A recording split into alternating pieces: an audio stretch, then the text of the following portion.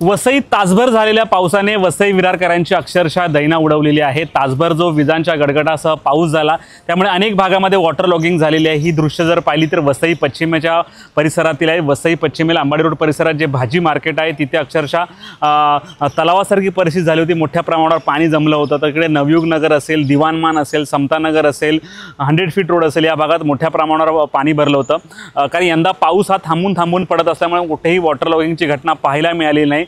त्यातच मागील 8 दिवसापासून पावसाने विश्रांती घेतली होती, परंतु आज अचानक पाऊस आल्यामुळे अक्षरशः अनेक भागात पाणी साठलं होतं। जी गटारं होती त्यावर कचरा साठल्यामुळे कदाचित पाणी जाण्यासाठी जो विलंब लागत आहे।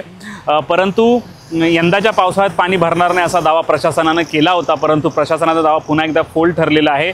अनेक सकल भागात वसई विरार परिसरात पाणी भरलेलं आहे। तर तिकडे एव्हरशाईन ईस्ट म्हणजे वसई पूर्वेचा लास्ट स्टॉप जो आहे एव्हरशाईनचा, त्या ठिकाणची ही दृश्य आहे। त्या ठिकाणी देखील अशाच प्रकारे पाणी भरलेलं आहे। संध्याकाळी शाळा सुटण्याची वेळ होती, त्यामुळे घरी जाणाऱ्यांच्या किंवा दुपारच्या सत्रातील शाळेत जाणाऱ्या मुलांचे मोठ्या प्रमाणावर हाल झाले होते।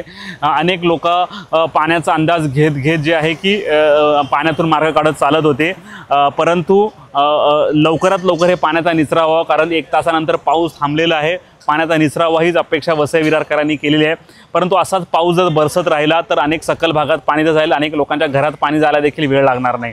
HP लाईव्हसाठी हनी पटेल सोबत प्रवीण नलावडे, वसई।